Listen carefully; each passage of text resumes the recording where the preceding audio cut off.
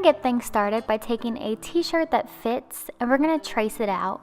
I'm using the back to trace out my front because the neckline is higher and we're wanting a high neckline for this pattern. So now I'm just gonna straighten out the lines that I've drawn.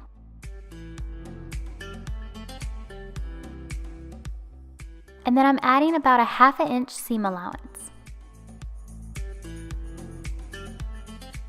I don't have to add seam allowance to the neckline since it was already high enough for me. Now we're going to trace out the sleeve. Notice how I'm holding the shirt in place as I turn it back, and that's just the easiest way. And then we're going to add seam allowance to this sleeve as well. You also want to measure the bottom of your sleeve. Make sure that the opening is wide enough. I needed to add a little bit, so that's what I did here. Now we're going to measure 3 inches down on that sleeve piece and start curving a line to meet 3 inches down on the other side. This is what's going to create that hole. Cut out your pattern pieces and this is what you have.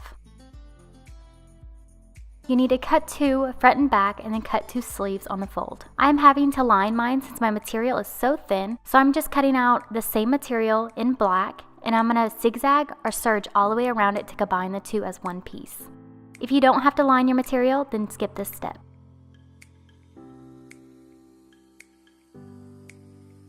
Now cut out your skirt pieces. You need a lining and the top skirt is going to be 2 times the length of your lining. Your lining should be a little bit bigger than your waist measurement. You're making the top skirt piece bigger so that it gives that ruffled effect.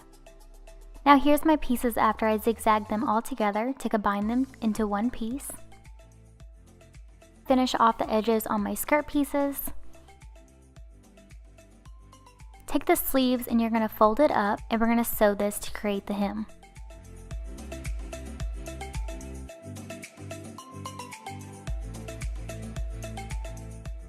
Now we're going to take either our front or back and line up one of the sleeves to it, right sides touching, and pin it. You're going to repeat the same thing to the other sleeve.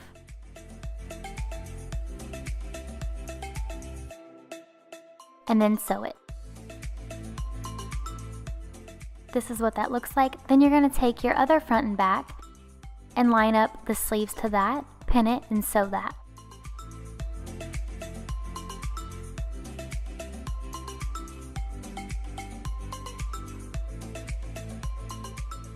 Hem down by turning under all the way around from the shoulder over the arm into the other shoulder. Do this on both sides.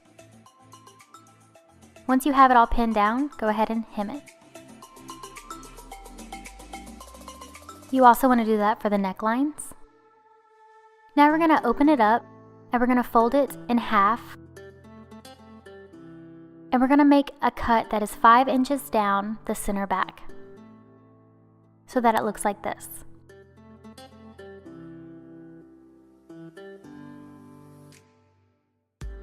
Now we need to measure around our openings to see how long our ruffle is going to be. So whatever the measurement is, you're going to want to double it for your ruffle. So my back pieces were 5, so I'm going to make that 10 inches. My armholes ended up being 18 inches, so those are going to be cut at 36. And my front neckline was 10, so I'm going to make that 20. You also need a measure for your binding in the back, and mine was 12.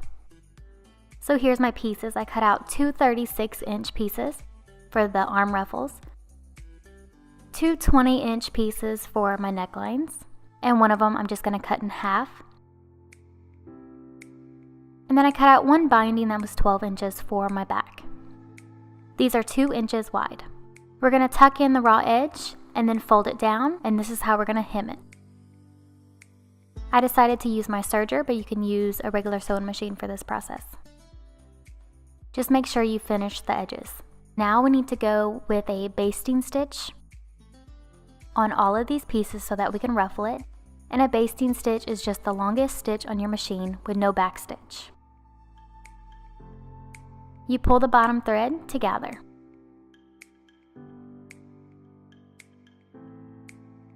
Now I pin on the ruffle to the back of it.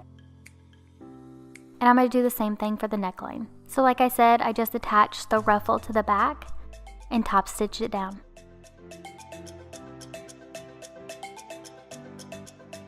Now that that's all done,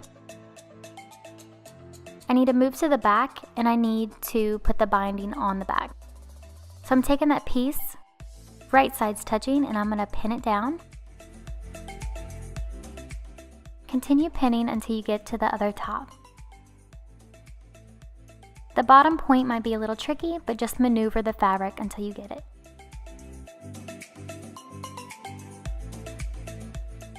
I just cut off the excess and then tucked in the raw edge. And now that I sewed it, I'm going to go in and trim that seam allowance down a little bit, just to get rid of some of the bulk, and then I'm going to fold that piece of fabric over and then over again to the back side. I'm going to pin this down and then we're going to sew on top of it.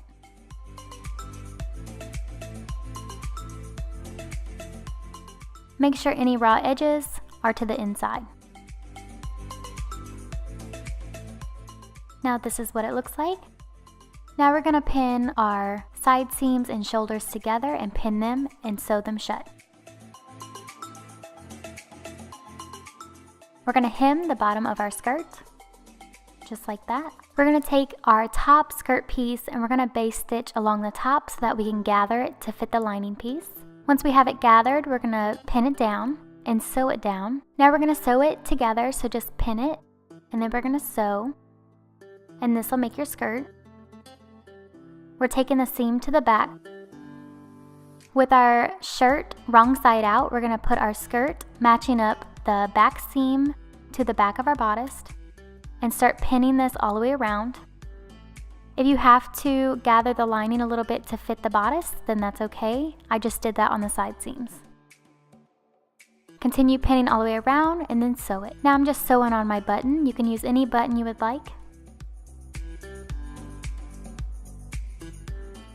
And instead of using a cord, I decided I wanted to make my own loop. So I took some embroidery floss and just went into my fabric and knotted it. Then I made a loop that would fit around my button. Put it on my button and I pulled it tight. And then I made another knot. This is how I decided to make my loop, but you can use elastic cord if you want. And it's done. And oh my gosh, can you tell how uneven the bottom skirt is? I did such a terrible job lining that up, so I'm just gonna have to redo it. There we go. So here's what the finished dress looks like. Thank you guys so much for watching. I hope you guys liked this tutorial, and if you did, please give it a big thumbs up. And if you like my channel, then please subscribe. I'd love to have you. Thank you guys so much for watching, and I hope you have a wonderful day.